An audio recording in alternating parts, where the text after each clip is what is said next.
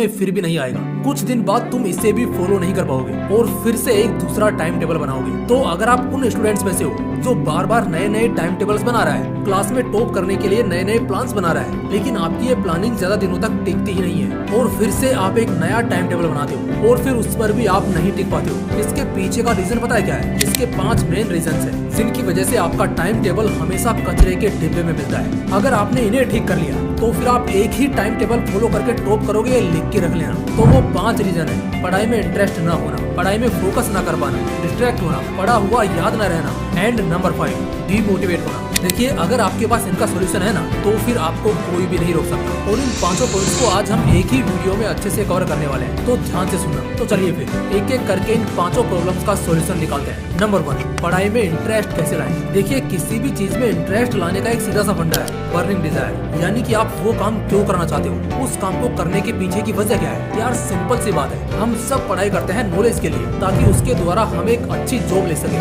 और उससे हम अपनी फैमिली को एक अच्छी लाइफ दे सके। लेकिन इसके अलावा भी हमारे पास एक बड़ी वजह होती है उस काम को करने की। जैसे आपके किसी फ्रेंड ने आपसे कहा कि यार 90+ लाना तेरे बस की बात नहीं है, तू उसका तो सपना ही छोड़ दे। या मार्क्स को लेकर किसी ने आपकी इंसल्ट की हो, या फिर आपके पेरेंट्स से किसी ने कहा हो कि तुम्हारा बेटा तो नालायक है, वह कभी इस एग्जाम को पास नहीं कर पाएगा। तो हो सकता है आप उन लोगों को गलत प्रूव करना चाहते हो और यह साबित करना चाहते हो कि आपके अंदर भी वो काबिलियत है जिससे आप जो चाहे वो बन सकते हो, जो चाहे वो हासिल कर सकते हो। तो याद करो उस दिन को जब आपसे किसी ने ये सब कहा हो कि यह काम करना तेरे बस की बात नहीं है, और उस बात को विद डेट अपनी डायरी में नोट कर लो और हर दिन उस नोट को देखकर कहो कि मुझे एक दिन तुम लोगों को गलत साबित करना है। और हर दिन ऐसा करने से आपको वो बात हमेशा याद रहेगी कि यार मुझे उन लोगों को गलत साबित करके खुद को एक अच्छे मुकाम पर देखना है और उसके लिए मुझे पढ़ना होगा। इसलिए पढ़ाई में इंटरेस्ट बनाने के लिए आपके पास एक बर्निंग डिजायर का होना बहुत जरूरी है, क्योंकि एक बर्निंग डिजायर किसी भी इंसान से वो करवा सकता है जिसके बारे में वो सोच भी नहीं सकता। नंबर 2, फोकस होकर पढ़ाई कैसे करें? देखो, जब आप पढ़ाई करते हो तो ये चीज काफी ज्यादा मैटर करती है कि आपके आसपास का एनवायरनमेंट कैसा है। अगर आप एक ऐसी जगह बैठकर पढ़ाई करते हो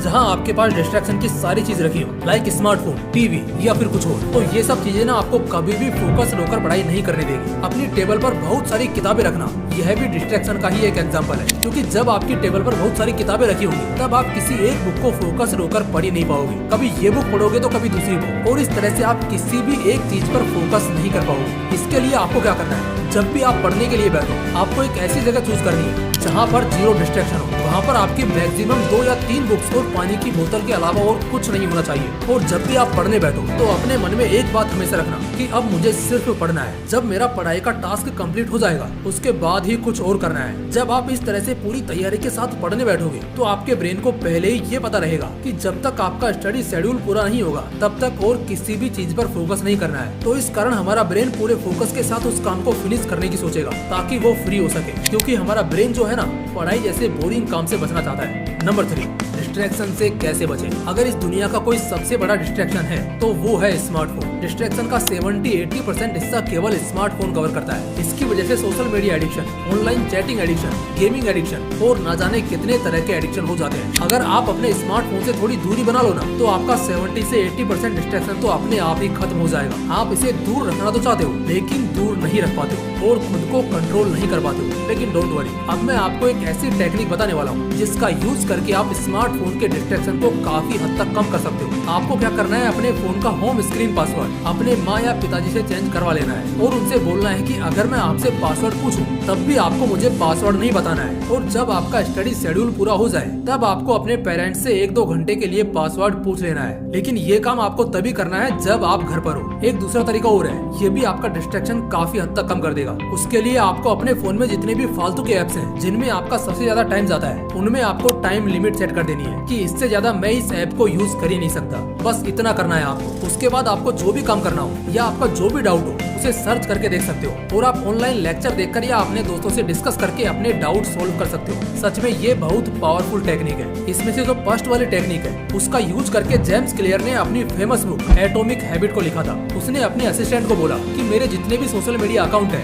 उन सबके पासवर्ड चेंज कर दो और मुझे फ्राइडे तक मत बताना। तो कुछ इस तरह से आप भी अपने डिस्ट्रैक्शन को कम कर सकते हैं। जब स्मार्टफोन का पासवर्ड आपको पता ही नहीं होगा तो आप चाह कर भी उसे यूज नहीं कर पाओगे और ऐसा रोजाना करने से धीरे धीरे आपका स्मार्टफोन का एडिक्शन भी खत्म हो जाएगा। नंबर 4, पढ़ा हुआ याद कैसे रखें? ये पॉइंट ना सबसे ज्यादा इम्पोर्टेंट है, क्योंकि आप चाहे जितना भी पढ़ लो, कितना भी फोकस होकर पढ़ाई कर लो, लेकिन अगर वह आपको याद ही नहीं रहेगा तो उस पढ़ाई का कोई मतलब ही नहीं निकलेगा। आपके द्वारा की गई उस मेहनत का कोई सेंस नहीं निकलेगा। पढ़ा हुआ याद करने के लिए बहुत सारी टेक्निक्स है, लेकिन मैं जो यूज करता हूँ वो है राइटिंग टेक्निक। आपने जो भी पढ़ा है, पढ़ने के 30 से 40 मिनट बाद उसे की पॉइंट्स के रूप में लिखो, और जो लिखने के बाद भी आपको याद नहीं आ रहा है ना, तो आपको उसे दोबारा से पढ़ना है। इसके बाद फिर से जो दोबारा आपने पढ़ा है सिर्फ उसे लिखना है। इससे वो चीज आपके लॉन्ग टर्म मेमोरी में सेव हो जाएगी। अब आप उसे लंबे समय तक आसानी से याद भी रख पाओगे। नंबर 5, अपने आप को मोटिवेट कैसे रखें। देखो, हम सब इंसान हैं और हमारे इमोशंस बदलते रहते हैं। हम अपने आप को एक जैसा नहीं रख सकते, लेकिन हाँ, हम कुछ छोटे छोटे ऐसे स्टेप्स ले सकते हैं जिससे हम अपने आप को मोटिवेट रख सकते हैं। जैसे कि आपको हर दिन छोटे छोटे गोल्स बनाने हैं कि आज मुझे इतने चैप्टर्स कंप्लीट करने हैं या फिर इतने टॉपिक्स रिवाइज करने हैं। आपको गोल हमेशा छोटा बनाना है और पढ़ना ज्यादा है, क्योंकि जब दिन के लास्ट में आपका गोल पूरा होगा ना, तब आपको एक अलग ही खुशी मिलेगी। आपके अंदर मोटिवेशन आएगा कि यार आज मेरा जो भी गोल था मैंने उसे कंप्लीट कर दिया है, और अगले दिन आप और भी ज्यादा पढ़ाई करने की कोशिश करोगे।